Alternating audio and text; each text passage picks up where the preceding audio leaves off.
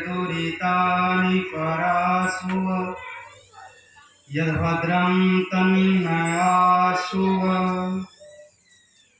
पूज्यपाद स्वामी जी महाराज के प्रति दोस्तों कर रहे आदरणीय डॉक्टर बलविंदर शास्त्री जी, मुनि जी, आचार्य यतेंद्र शास्त्री जी, विद्वतगण, मातृशक्ति, धर्म प्रेमी सज्जन, बहुत सुंदर भजन सुन रहे थे कि देने वाले के घर में कमी कुछ नहीं, लेने वाला प्रयास ही ना करे, मांगे ही ना, याचना ही ना करे, तो फिर गलती किसकी है? गलती स्वयं की है।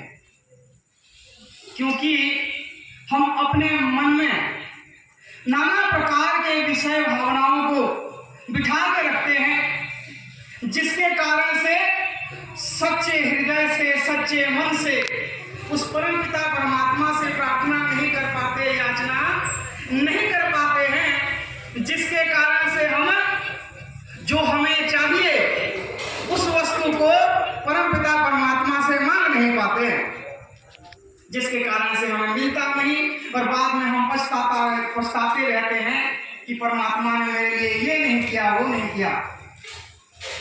स्वामी स्वतंत्रानंद जी महाराज के समक्ष एक माता ने प्रश्न रखा कि गुरुवर, रोज नित्य प्रतिदिन आप मेरे से भिक्षा लेके जाते हैं, मैं दुखी हूं, आपने मुझे ऐसा कोई गुरु ज्ञान नहीं दिया और गुरु ज्ञान नहीं दिया, कोई मंत्र नहीं दिया, जिसके कारण से मैं दुखी हूं, वो परम पिता परमात्मा मेरे ऊपर कृपा नहीं करता।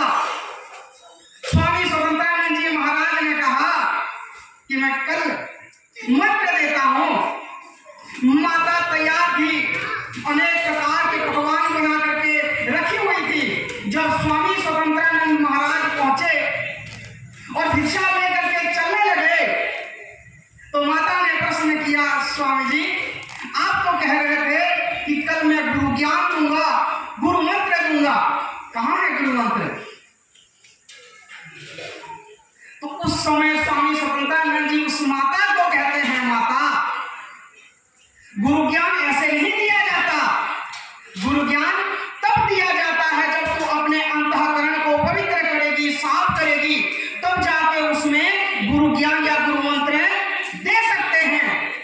इसीलिए कहा कि हमें सबसे पहले अपने मन को शुद्ध करना चाहिए, पवित्र करना चाहिए, तब जाके हम उस परम पिता परमात्मा के भक्ति में अपने मन को लगा सकते हैं। और जब परम पिता परमात्मा के भक्ति में अपने मन को लगाएंगे और निर्मल मन से परम पिता परमात्मा से जो भी मांगेंगे ना माता जी, वो हमें अवश्य ही मिलेगा।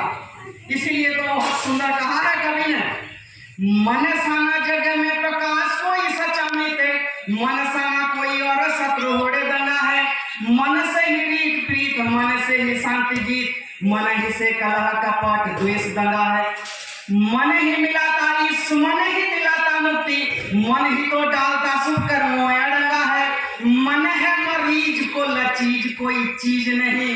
बोलो, मन यदि चंगा तो कठौती में ही गंगा है, मन यदि चंगा तो कठौती में ही गंगा है। तो इसीलिए हमें अपने मन को शुद्ध करना चाहिए, पवित्र करना चाहिए। विद्वानों से प्रश्न किया आप जैसे माताओं ने कि विद्वानों बताओ हमारा मन कैसे पवित्र होगा? तो विद्वान एक श्लोक सामने रख दिया, कहता है उद्भिदगात्राणि शुद्ध्यन्ति मनः सत्येन शुद्ध्यति विद्यातपो ह्यामृतात्मा बुद्धिर्ज्ञानेन शुद्ध्यति। माताओं, आप मुझे प्रश्न कर रहे हो कि हमारा मन पवित्र कैसा हो, कैसे हो? तो विद्वान ने कहा, आप नित्य प्रतिदिन कपड़े धोती हैं, किससे धोती हैं जी? पानी से धोती हैं। तो पानी से क्या होता है? या कपड़े आदि, शरीर आदि स्वच्छ होता है। बुद्धि जाने न शुद्ध्यति, बुद्धि जो है ज्ञान से शुद्ध होती है। परंतु कहा मन सत्य न शुद्ध्यति, ये जो हमारा मन है कैसे शुद्ध होता है? सत्य से शुद्ध होता है। नित्य प्रतिदिन हम सत्संग में आते हैं तब जाके शुद्ध होता है। अच्छे अच्छे विद्वानों के, महात्माओं के प्रवचन सुनते हैं तब जाके ये मन शुद्ध होता है। इसलिए हमें नित्य प्रतिदिन सत्संग में आना चाहिए, साधु संत विद्वानों के वचनों को सुनना चाहिए, अपने मन को पवित्र करना चाहिए। जब हम अपने मन को पवित्र कर देंगे ना, तब हम परमपिता परमात्मा से जो भी प्रार्थना करेंगे वो हमें अवश्य ही प्राप्त होगा। अभी सबसे पहला ही मंत्र मैंने बोला था, ओम विश्वानि देव सवितर दुरितानि परासुव यद्भद्रं तन्न आसुव। अभी पहले ही आचार्य यतीन्द्र शास्त्री जी ने आप सबसे मंत्र बुलवाया, जब जो प्रज्वलित किया था कि परमपिता परमात्मा, ये मेरे माताएं मेरे बहनें सामने बैठी हुई हैं, इनके लिए क्या कर, परमपिता परमात्मा से क्या प्रार्थना किया शास्त्री जी ने, कहा ओम विश्वानि देव सवितर दुरितानि परासुव यद्भद्रं तन्न आसुव।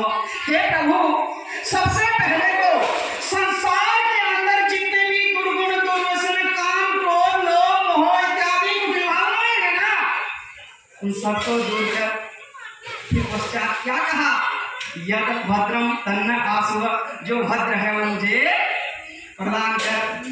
क्यों जी, जब हम ग्लास में कुछ डालते हैं तो सबसे पहले ग्लास को धोना पड़ता है ना, तब जा करके उसमें हम दूध डाल के पिए चाहे जहर डाल के पिए, बताओ, ग्लास को पहले साफ करना पड़ता है ना जी।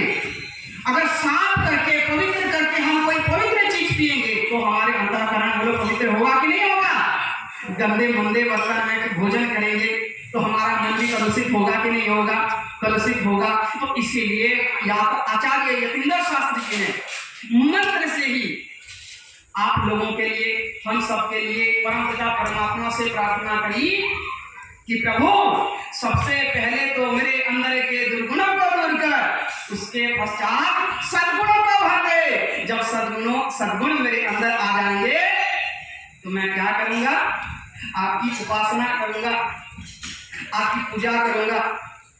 तो इसीलिए जो है हमें अपने मन को पवित्र करना चाहिए, शुद्ध करना चाहिए, और तब जाके हम अच्छे अच्छे कर्म करेंगे। और जो अच्छे अच्छे कर्म करते हैं ना, वो इस संसार में सुख को प्राप्त करते हैं, शांति को प्राप्त करते हैं, पैसे आदि धन आदि को प्राप्त करते हैं, और वही मोक्ष को प्राप्त करते हैं। बहुत सुंदर कहा है। एक सुंदर सी घटना है।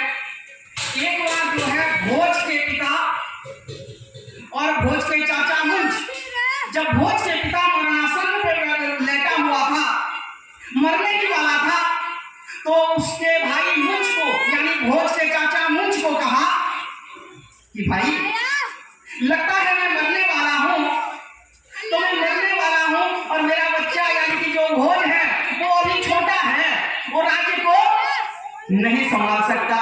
इसीलिए मैं चाहता हूं कि ये जो राज्य का भाग है तू संभाल ले, और जब मेरा बच्चा बड़ा हो जाएगा तब तू उसको ये राज्य सौंप देना।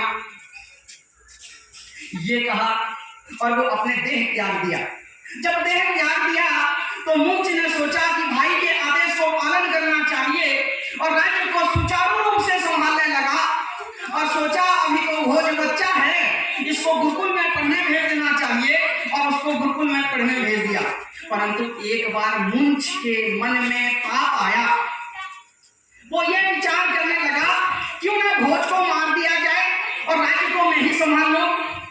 और ऐसा ही प्रयास किया, ऐसा ही करने का प्रयास किया, और गुरुकुल से भोज को बुलाया, 2 जल्लादों को भेजा कि जब तुम गुरुकुल से उसको लेके आ रहे होंगे तब उसको रास्ते में ही मार देना। परंतु जब वो 2 जल्लाद भोज को लेकर के आ रहे थे, उनके मन में दया आ गई, और उन्होंने भोज से कहा, भोज, मुंज ने तो हमें तुझे मारने के लिए भेजा है, परंतु कोई अंतिम इच्छा है तो बता दे, वो हम पूर्ण करने के लिए प्रयास करेंगे। तो भोज ने जो है उन 2 जल्लादों को एक चिट्ठी लिख दी, एक पत्र लिख दिया, और कहा ये किसको दे देना जी, मुंज को दे देना, उसके बाद वो जो चाहता है वो करे, उसके बाद यदि वो कहता है कि मार दो तब मार देना।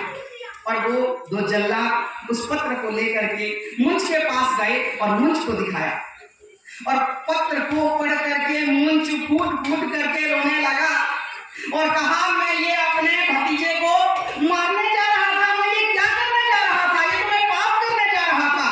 और बच्चे को वापस ले आओ। जल्लाद भी कहने लगे महाराज अभी हमने उसको मारा नहीं है, हम उसको वापस लेके आते हैं। वो पत्र में क्या लिखा हुआ था? मांधाता च महीपति कृतयुग लंकार भूतो गता सेतुर्येन महादघो विरचित वासो दशस्यांतक अन्ये चापि युधिष्ठिरः प्रभृतयः याता दिवं भूपते न ते न संगता वसुमते मुंचस्त्वया यस्यति।